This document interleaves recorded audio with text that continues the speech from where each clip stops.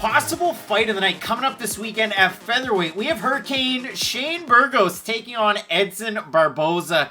Two of the more dynamic strikers you're going to find at 145. You get the crisp boxing of Shane Burgos, the guy out of Tiger Schulman's. And you saw a big win for Tiger Schulman's gym last weekend with Mike Trizano getting the upset over Ludwig Klein. And whether or not you disagree with that, for Burgos, for Trizano, for Julio Arce, for Jimmy Rivera, a great wealth of knowledge at the gym and a great amount of training partners there. In a gym that we don't really hear about. And for Edson Barboza, we've seen him kind of bounce around from gym to gym in his career, but he has spent a lot of time at ATT. You see the pictures on the Instagrams with some of the big names, recently even Mateusz Gamrot.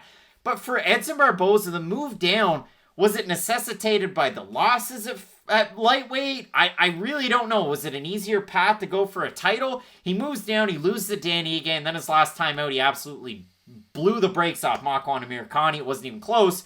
I love this fight, man. This fight is so exciting for so many different reasons. So I guess I'll just start with Edson Barboza. So he has those two losses at 155 and then decides, okay, I'm going to move down to 145. Gets that fight against Dan Ige, and I know I've said it 1,000 times, but I'm going to say it again. He beat Dan Ige.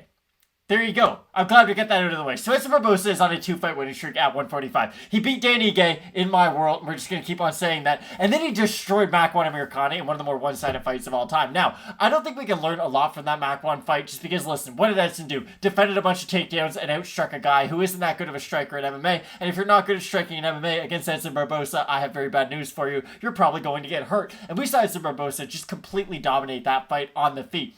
With Shane Burgos, though, it's interesting. He's a very hittable fighter, which we don't often talk about when we talk about fighters who are at the top of the rankings. And those, I guess we talk about them when we talk about fighters who are exciting, but not really technically sound fighters. But Shane Burgos, he does have really good boxing. He has great boxing combinations, and he's one of those fighters who, when he is really putting his combinations together in flurries of punches, he's extremely hard to deal with because at a certain point, his offense is such a good defense that he gets guys to shell up because he is throwing so much. But then you saw in his fight against Josh Emmett, and I understand, not a lot of guys have Josh Emmett types of power, but just go back to that fight. Josh Emmett on one ACL was able to outbox Shane Burgos. That's a little concerning for a guy who is widely regarded as a great boxer, but I've got to say what I say a lot. He's not a great boxer. If Shane Burgos was a great boxer in MMA, he wouldn't be as hittable as he is. And that's one of the first things I think about when I think about Shane Burgos. We can talk about the hand speed. We can talk about what I'd consider kind of underrated power, if you will, out of Shane Burgos. But my problem is that Shane Burgos is a very hittable fighter. And at the end of the day, when you're fighting guys at 145, like Edson Barboza, like Josh Emmett, like the Calvin Katers of the world, even like Max Holloway's and Zabits as you move up the rankings, I'm just saying, there's a lot of guys who you don't want to be hittable against in this division, and I do think if we see some of the holes that we saw in that Josh Emmett fight, and the fact that Emmett was able to land so many overhand rights clean on Shane Burgos, if Edson Barboza is landing clean on Shane Burgos, I don't care if it's with the kicks or with the punches, he's going to hurt Shane Burgos, and he's probably going to hurt him away. So I think the most important X factor about this whole fight really comes down to the defense of Shane Burgos. Yeah, when you look at it, and especially with that Burgos fight, it was a fight of the night against Josh Emmett. Emmett had the 2 knockdowns in the final round.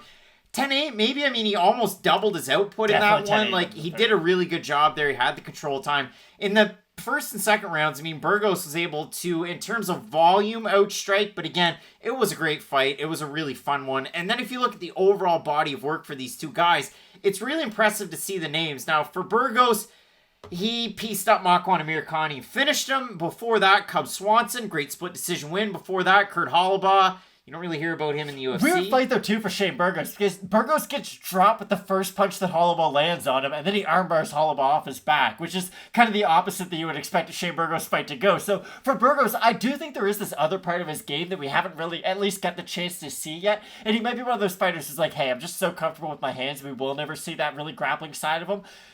But I think we might probably see a takedown from Shane Burgos in this fight because that's the really weird thing. He is so boxing heavy and he doesn't have kicks of his own. If you're a kicking range or if you are at distance with Edson Barboza, in all those kind of stalling, I'll just say stalling, but in those moments where neither guy's going to be doing much on the outside, just kind of bouncing, Edson Barboza can fill those sort of empty spaces of time with leg kicks and with jabs. The thing is, if Shane Burgos in all that sort of empty space is just eating leg kicks constantly, I don't know which version of Shane Burgos we're going to get in that second and third round. Because if you look at the Barboza who went out there and beat Dan Hooker, and listen, I think that was one of those fights where it was Edson Barboza on one of his best days against Dan Hooker on one of his worst.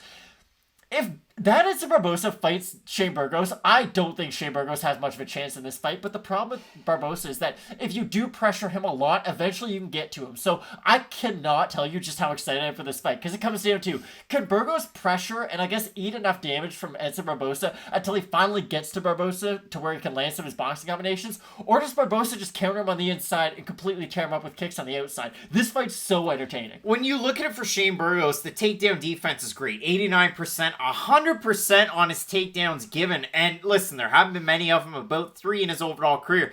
He knows when to shoot them. He knows exactly how to defend the takedowns. And then the other thing that's telling, strikes landed per minute, 7.31 to 5.81 absorbed for Burgos. Those are crazy amounts for both. And then for Barboza, 3.98 given to 4.03 taken. Defense about the same for both guys. The accuracy a little bit better for Shane Burgos. But again, you got to consider the level of competition for both guys, the 2 different weight classes. When we look at the odds, Burgos open to -120. He's a -129 favorite right now. For Barboza, open to +100. He's at about a +105. And if we look at the total Tapology votes, it's a bit of a surprise. 1,131 of them, 59% Barboza, 53% have him to win by decision, 40% by knockout, 41% have Burgos to win, 59% by decision, 35% by knockout. Matt, I absolutely love the fight. You got the 30-year-old Burgos, just turned 30. You've got Barboza at 35. And again, for Burgos, the last time he was out was against Josh Emmett almost a year ago. It was 10 months ago. It's crazy that we haven't seen him in this long. It's probably for the best, honestly. He did eat a lot of damage in that fight. Highly recommend you go back and watch Shane Burgos versus Josh Emmett. One of the great fights of last year, it really was. At the end of the day, though, I do think I have to pick Edson Barboza, because this is the thing people don't talk about enough when they talk about Edson Barboza. He's a good boxer himself on the inside, and he's actually great at landing with combinations, especially when his opponent's moving forward on him. So if you're a guy with Barboza who can land to the body, land to the legs, which is just water in the basement for later on in the fight, and if you can withstand the early storm from Burgos, there's just a lot to like from Edson Barboza in this fight. I like the kicks. I do like the variety of shots with his punches. And here's the other thing. I actually think Barboza probably has more power in his hands than Shane Burgos does. Now, Burgos can land with combination a lot better. He's a lot more fluid with his boxing than Edson Barboza is. But for one-punch power, I'm here to tell you, Edson Barboza probably hits harder than Shane Burgos. So at the end of the day, I will pick Barboza in what will probably be one of the best fights we've seen in a very long time. I like Barboza with the complete arsenal, the complete attack. But again, you did see it out of Burgos' corner or you know, one of his training partners in Trezano. Well, how do I really stifle a good kickboxer? I just pressure the hell out of him and don't let him get off on anything. Now, again, a lot of people saw that different ways. Truth be told, I had a 29-28 Trezano, but Ludwig Klein, Edson Barboza. And Shane Burgos a lot higher than Mike Trezano on that scale, too. It's got to be said. But this is a really good fight. I do like Barboza with the complete game, but it is tricky. And if you like Burgos, I want to hear from you down below in the comment section. And we would make this a fight of the night if we didn't think it was going to be competitive. Like, we haven't just got on here and say, yeah, Edson Barboza is going to knock him out quick. Like, again, Shane Burgos is absurdly durable, and so is Edson Barboza. So no matter who's having success, it's not like the other guy's just going to fold because of it, and I think that's what makes this fight so fun. Absolutely love the fight. Both of us going with Edson Barboza to get the win. Can't wait for the rest of this card. Dariush, Ferguson, Chandler, Oliveira, all kinds of great fights. You're going to want to check them out. Let's keep it locked in with Fight Night Picks, as we always say. Let's get into it.